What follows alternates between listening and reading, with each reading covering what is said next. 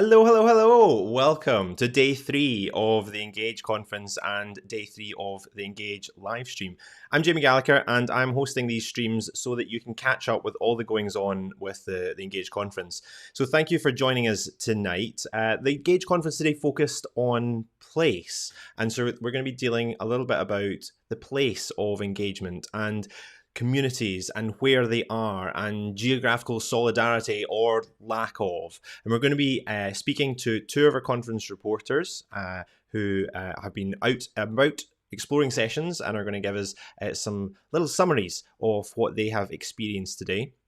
We're also joined by the co-director of the NCCP, Sophie Duncan. We heard yesterday from Paul Manners. We're going to be hearing from Sophie today as well, who'll give some reflections on the plenary session. Now, as we're talking about place today, we're talking about place, and I see lots of people are watching again, which is absolutely wonderful. Thank you so much for tuning in. If we're talking about place, let's ask, where are you? Where in the world are you? Put in the chat box. So if you're watching on Periscope, if you're joining us on Twitter, and you're unable to comment down below, then come across and join us on YouTube, where it's often easier to comment along. And if you're watching on YouTube, tell us, where are you joining us from tonight? We're going to be talking about place and public engagement. So let us know in the chat box, where are you joining us from today? And everyone's saying hello. Oh, John is enjoying the colours. The colour change of my little window. I'm in my little NCCP bubble and it has changed colours every single day. I go that extra mile just for you. I'm really pleased that John noticed. That's made me happy. Also, what makes me happy is saying hello in the chat box. So do click on the chat box and say hello. Tell us where you're joining us from today. Now, we don't have long, so we're going to dive straight in and meet one of our first guests. So as I said, the conference this year has conference reporters, which I think is a fantastic thing, because it means that if you're unable to go to sessions, or some of you are joining us because you've been unable to get to the conference, reporters are going, experiencing those conferences and reporting back, so they can share what was said, what they thought, and some reflections from the session. So our first guest to join us today, I'm just checking the chat box because you're all talking, tell me where you are. Somerset, that's going to be Paul, the internet's doing good over there today. Leeds, Bristol, Oxford, Dundee, and a kitchen, quite particular. So John, I am expecting you to join in with mugs of Engage later on. Lewis is nearby and able to comment on Periscope. Nice. Hello, Lewis. Thank you for joining us. Dom's in Vauxhall. And Anne's from Somerset as well. Excellent. I just like to know. I'm just nosy. I love public engagement. I love engaging with people. It's a coincidence, that. Anyway, let's get on to our first reporter. Let's introduce to my little virtual stage, this little NCCP cloud in the sky. Let's introduce Dawn Smith. Hello, Dawn. Hi, Jamie. How are you doing? Hello. I'm very well. Now, I've been introducing people as we go through, and I always say I don't really like introducing people. It makes me a little bit nervous, and it's because I always feel like I don't do people justice. So for the people that are joining us for the first time, who might not have met you before, tell us a little bit about who Dawn Smith is, please. Right, well, I'm in Edinburgh at the moment, not in a kitchen, sadly. I'll be moving through there later to do some kitchen science, actually. I think that's the next session I'm going to today. Anyway, I work at Napier University here in Edinburgh, where I lead on public engagement. Nice. It's nice to have another Scottish person as well on, because when we're talking about place, it's sometimes interesting thinking, is there a distinct difference between the kind of engagement community, the engagement practice in Scotland, England, Wales, Northern Ireland, and I think that each place does have its own unique kind of identity. So when I say kind of place and public engagement to you, what's the first kind of thing that springs to mind? When you think of place and public engagement, what do you think of? I think when you say place, actually, the first thing I think of is people. So the people who we share the space, the places with. I think we spend a lot of our time in public engagement talking about communities and talking about the university as two separate entities, but actually we all use the same space. We all trot around the same park, go to the same supermarket, whatever it is. And I think the past few months have really exaggerated that and shown that place really does matter, and our immediate space around us more than ever. And we're experiencing the places around us in a different way as well. You know, parks and a walk along the river has all of a sudden taken on a completely different meaning in this world. And Don, so you've been along to some sessions before, but this is not your first Engage. Do you know how many Engage conferences you've been to? I was trying to work this out yesterday, and this is either number 7 or number 8. I'm not completely sure, but I thought I would bring along today my mug of Engage. Oh, trying to get it in the camera, which, if I can manage to line it up, is actually from the M Shed. And the M Shed, for people who are fans of the NCCP and repeat offenders, will know that excuse me, the M Shed is just across the water from the Arnold Feeney, where the NCCP team would normally be based. And I did the NCCP Pets Academy at the M Shed a few years back. Yeah. I like that little Bristol connection. Bristol's a lovely place. That was the kind of annual pilgrimage to Bristol. But you're raising a mug to the little city anyway, which is nice.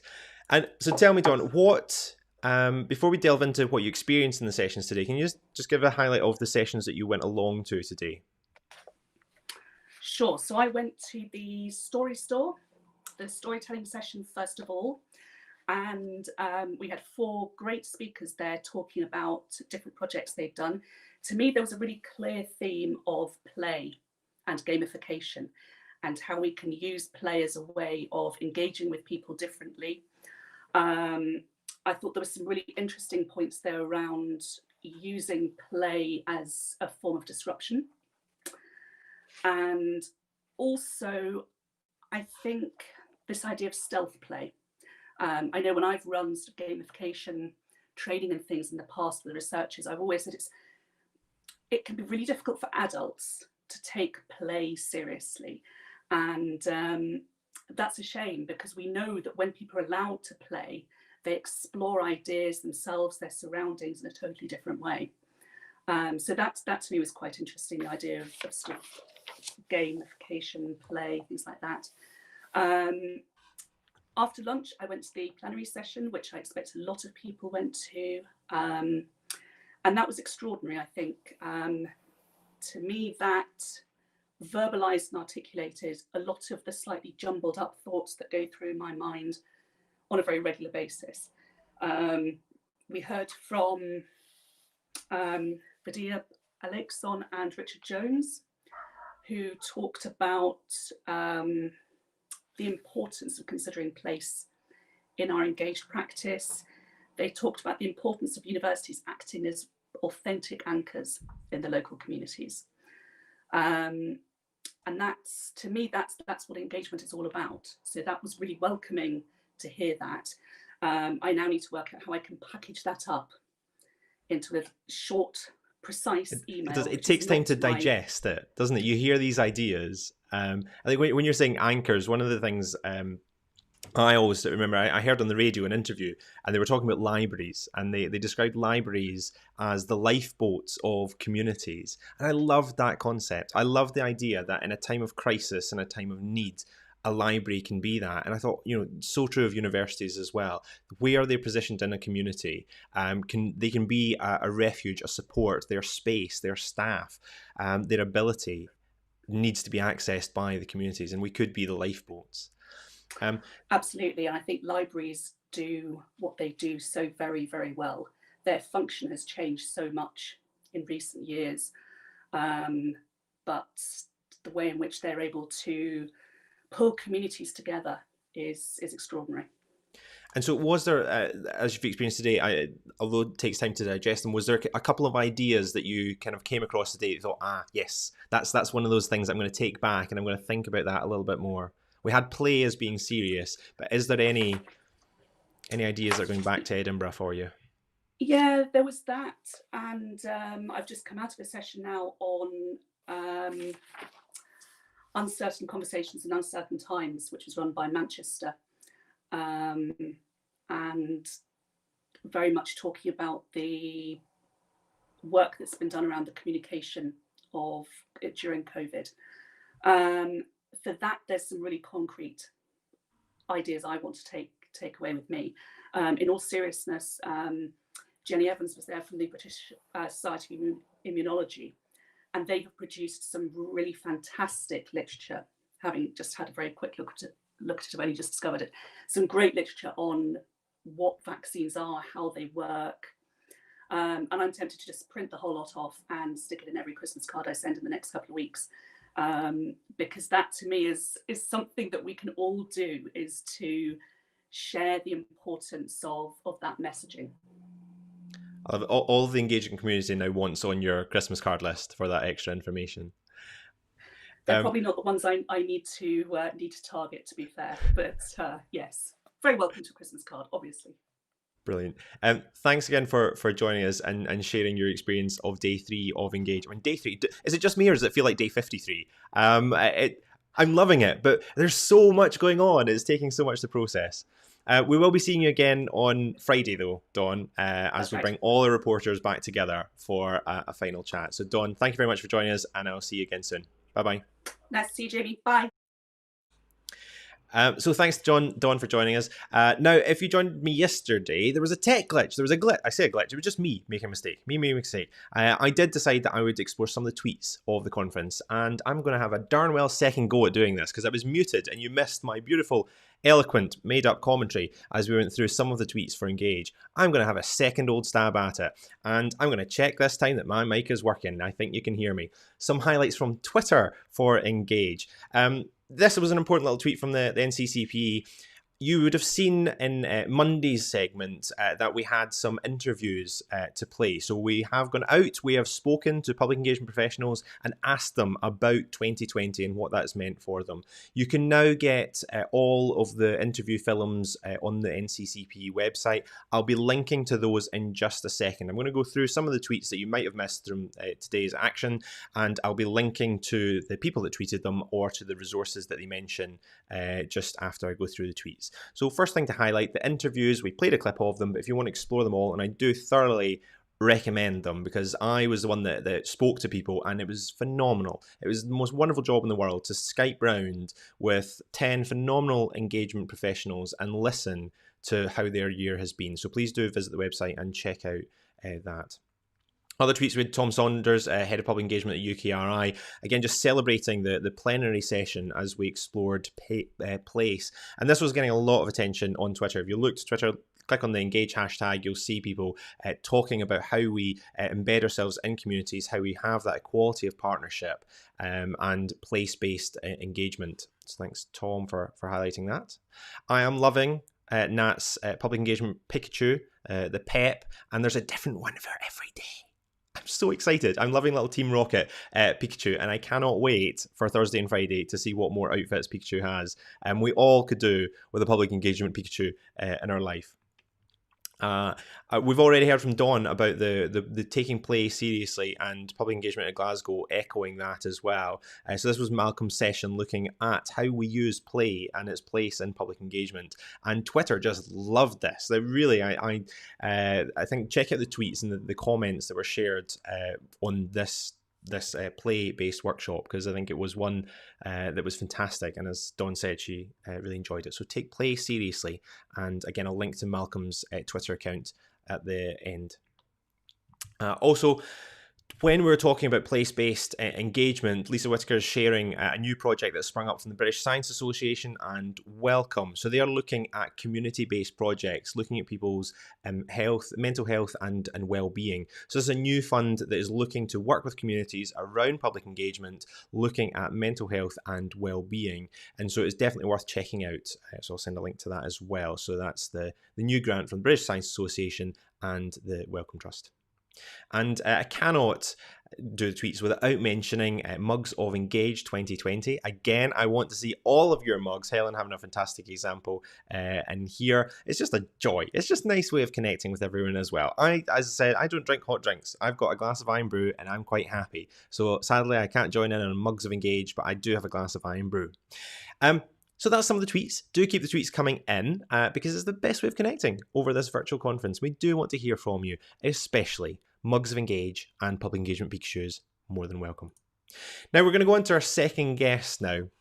We heard yesterday from Paul Manners, and today we're going to be hearing from the co-director of the NCCP, Sophie Duncan. So the person who has brought all this conference together at the centre, making sure it all runs smoothly, who's thinking about the ideas that we'll be sharing, and one of the most expert voices in public engagement well, in the world, actually, because the NCCP does work all around the world. And so delighted that Sophie can join us to share her insights, particularly of the plenary session today. So let's say hello to Sophie.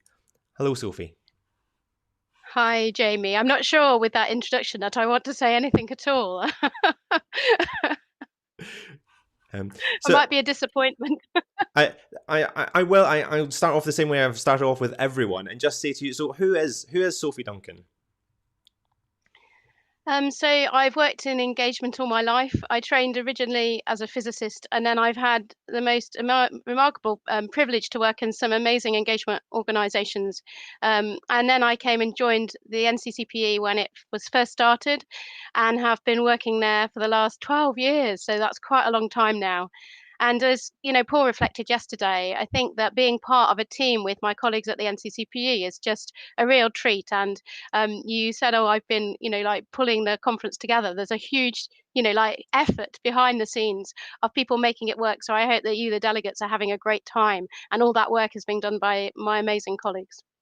Like someone said in the comments, I don't know if you saw it in the plenary today, but someone said this is the most conference they have been to all since lockdown because of the way it kind of feels in all the different sessions. So I think people are really enjoying it and appreciate the work that goes in.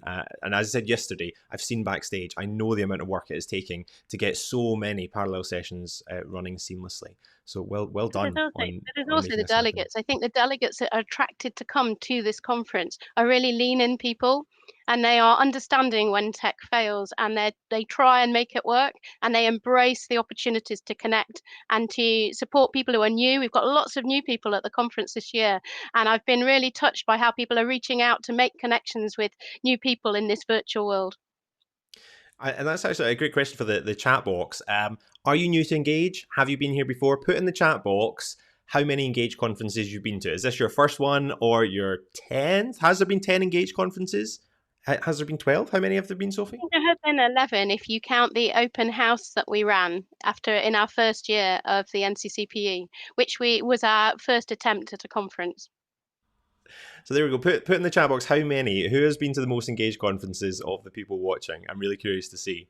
It's definitely a competition I'm going to win. Me and Paul, I think. I would hope, unless it was a secret one. So if we think first of all about the plenary session this morning, can you just remind us who you invited along and maybe why? What voices did we hear at the plenary today? Okay, so we had Vidya Alakasan, who works for Power to Change. She's the founding CEO of Power to Change. Now, we've been working with Power to Change. They very generously funded a project called CUPE, Community University Partnership Initiative, in partnership with the Arts and Humanities Research Council. And so we've known of their work, and they funded this amazing project that was bringing community businesses, community organizations, and academics together, and then funding them to spend time to get to know each other. So there were no project outputs that were needed from that. They just got funding so that they could find out if and how they could work together. And I think we asked for Vidya because she has a very sensitive perspective on what does it mean to work in place-based ways, particularly from a community business angle.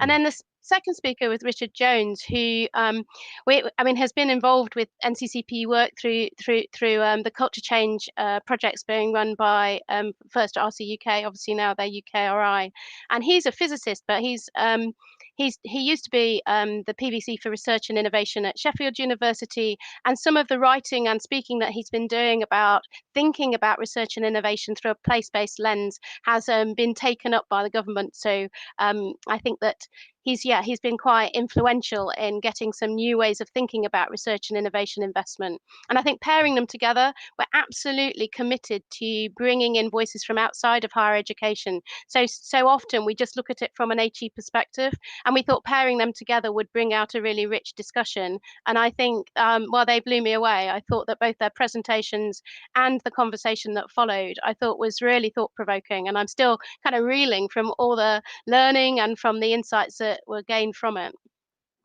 So one thing I kind of felt, and I wonder if you agree with this, that they took a big step back, and we didn't think just about, you know, like one place, one university, like, okay, let's look at across the UK, and we realised that actually, you know, we're maybe getting things a little bit wrong, and because we're missing some of the bigger pictures. Like we saw the lack of geographical solidarity, that things are not equal across the UK. There are different regions, there are different advantages and disadvantages in different communities, and so I one of the things I took away from it, and I'm curious if you agree, was each place is very unique. And until we start considering that uniqueness of place, we're going to continue to get it slightly wrong. Would you agree with that? Yeah, I think that's a really helpful insight, Jamie. I think you're right that idea that, so, you know, Sarah Barnes was saying, well, London isn't all one place. Look at the diverse kind of communities within London and the inequality across London. And then if you look at that from a UK level, looking at those pockets, and that, well, pockets makes it sound too small, but, you know, areas of where there's no investment, where there's no infrastructure, where there is little chance that you'll meet somebody who's involved in the research community in any way. I mean, I think some of the stats that were given were really quite shocking. I think that, you know, Richard was talking about how likely it was that in the population you might meet somebody who is part of the research, you know, ecosystem. And I think he said in inner West London, about 5.4%, was it, of the population work within the research ecosystem, and then in Manchester it's something like 0.8% of people, and then in areas where there are no universities, it obviously is kind of really, really low. And so he's saying, well, actually, if you're trying to get this relationship between people, place, and research and innovation, that actually there are areas that are really starved of that opportunity to start off with. And I think Yeah. the other kind of thing that I thought was really, there were two things that Vidya said that I thought were really interesting. One was she talked about community businesses, and I think she said that in England there were about 9,000 community businesses, and about 85% of those, their focus was on social isolation. And that was a main purpose of that business. And she talked also about how effective those organizations are, both at mobilizing support locally, but also doing really thoughtful place-based engagement, and how critical those organizations have been during the COVID pandemic, that actually they mobilized themselves very quickly and often had approaches where perhaps other organizations had failed to be able to engage. And I thought and we saw that, we've seen that in the media, how quickly communities have mobilized themselves to support the needs of local people. And Mhm. then the other thing she said, which, so I have, people who know me well will know that I'm not very keen on the word empowering communities, because I think it suggests that you have power to give to people, as if, so that starts from a position of inequality already. But she talked about empowering ecosystems. And I thought, oh, I feel really comfortable with that. So how do you empower an ecosystem that enables publics and communities to engage effectively with the things that matter to them, and Mhm. to engage with research and innovation where that's pertinent and relevant? Yeah, I think it's so important, and even I do a lot of training with people, kind of getting them to kind of explore ideas of public engagement. And one of the things that always people argue a little bit with is, I say, you know, there's not really any such thing as the general public. We need to stop thinking of them as a blob, and I'm countered with that, and they say, well, you know, what if you go to a shopping centre? And I just don't believe that it's still a shopping centre in Dundee is not the same as a shopping centre in the centre of London. They are all unique. So we can think of these places where, yes, there are many different communities and people there, but each place, each geographical region, each socio-economic region is going to be different. So thank you for highlighting the plenary session for us, Sophie. Now we just got a minute or two more with you, and I do know you want to speak about another project that you're running, because there's a fantastic PEP Insight group. So can you just share a few words on what the PEP Insight group is, first of all? Yeah, so quite early on in the COVID pandemic, we wanted to run a piece of research looking at how our, public engagement professionals and their universities coping with the context. And it never seemed quite the right time. And then we took advice from various different public engagement professionals, and then we decided to delay it until things had started to settle. And to be fair, things still haven't settled. So you might ask, why are we still doing it now? But I think what we decided to do was to take a collaborative approach to that research. And so we invited public engagement professionals to apply to come and join us as peer researchers. We recruited 10 peer researchers from a diversity of backgrounds and experiences, both of the pandemic, but also the kinds of institutions they work for, the career stage that they were at, what's happened to them as a consequence of COVID. And they have been working alongside the NCCPE and Sian Agate, who we appointed as a researcher on the project, to create a program where we can research what's been the impact of COVID-19 on public engagement professionals and the commitment of their institutions to engagement. Yeah, and how can people find out a little bit more if they want to know more about the PEP Insight group?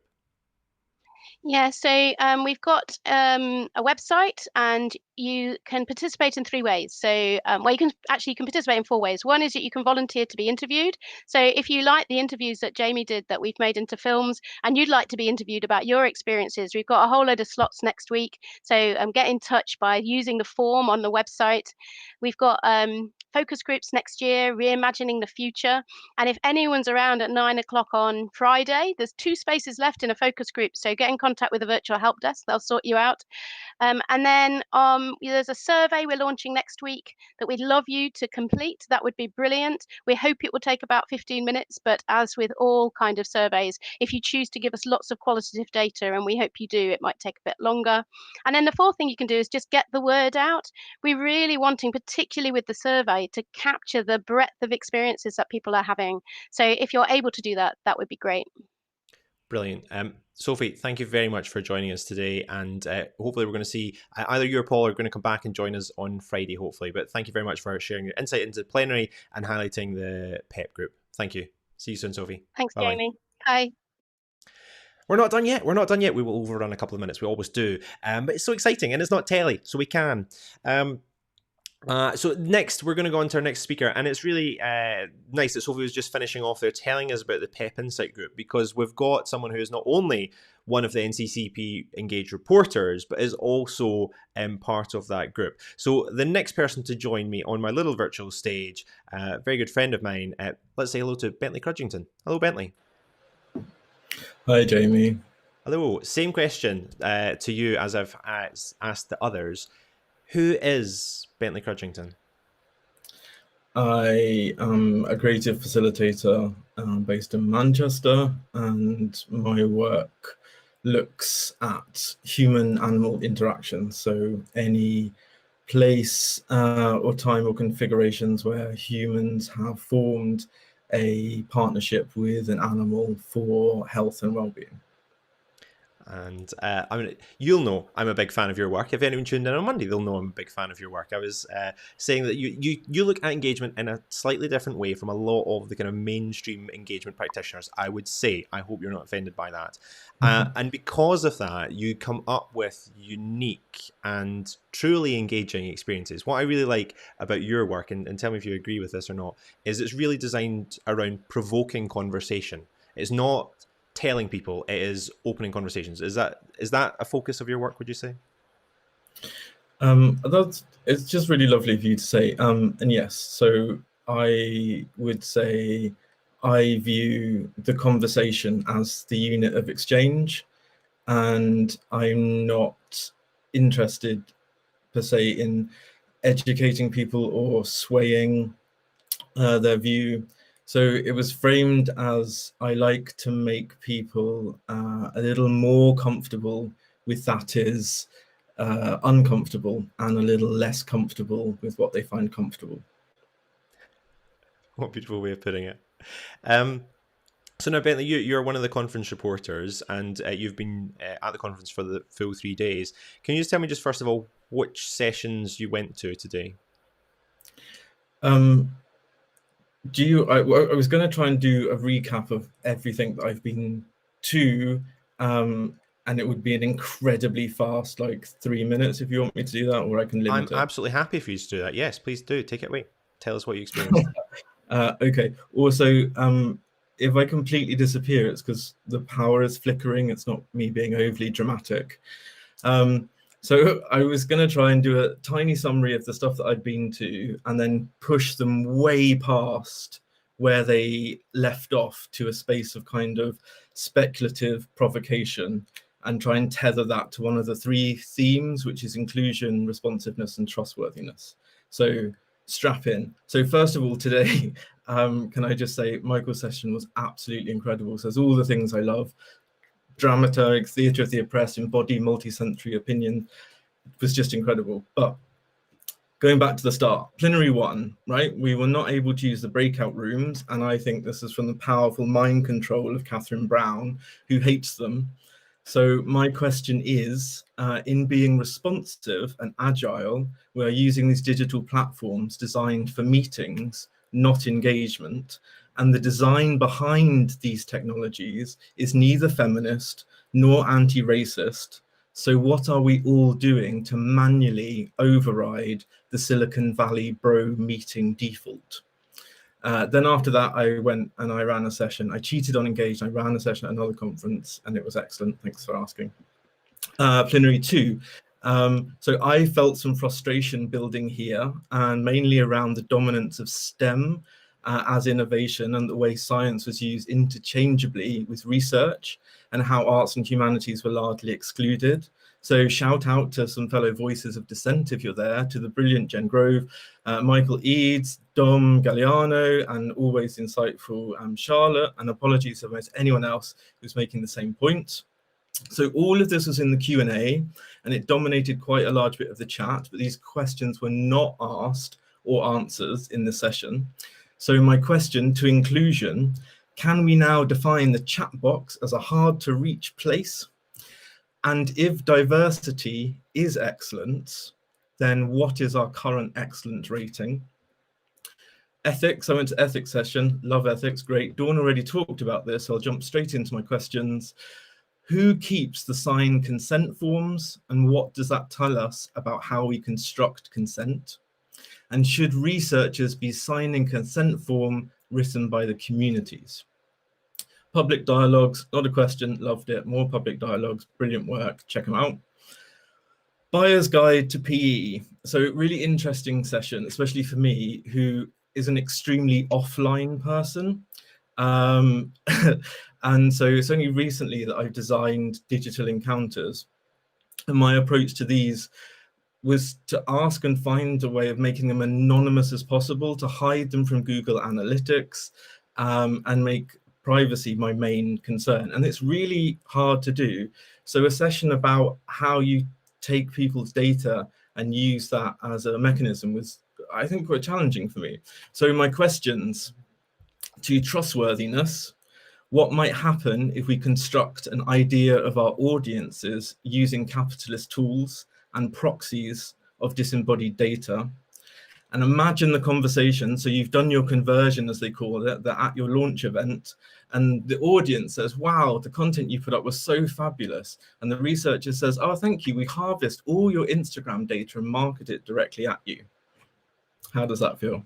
The other sessions today about place, again, really interesting conversations, but again, didn't manage to find certain things in the chat and question boxes. And again, back to Michael's session was fantastic and couldn't get enough more, please. What a summary. I mean, that was absolutely extraordinary. I'm glad that these are recorded. You can watch them back as well to just process that beautiful, succinct summary of what we've experienced, the highs and the lows of engagement there. And we're not done yet, so hopefully we can get better at answering and asking the questions that are in there, and you echoing the kind of arts and humanities angle as well, that interchangeability between research and science, incredibly problematic and always worth highlighting. So Bentley, any ideas that you've experienced through Engage that you are kind of like, yes, this is going to be a focus for me?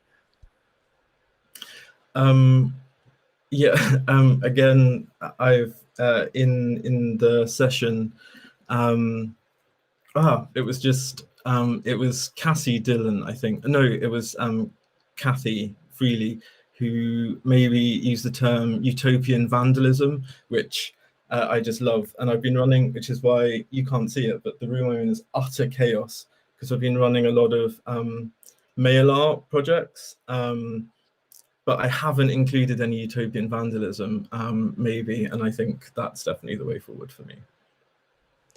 Brilliant, brilliant. I wish there was more time to talk to you more, but you will be joining us again on Friday, I believe. And thank you again for that beautiful contribution that you made to the first session as well. The video is absolutely fantastic. So Bentley, thank you very much and see you soon. Bye-bye. So that is, we did overrun by a whole 6 minutes and there's another little minute to come. Thank you very much for joining me. Thank you for joining and chatting along. Makes me feel very kind of conferencey because you all get to chat along. So it's really, really nice that you do. I did say I was going to put some links in the chat box and I will for the tweets that I mentioned.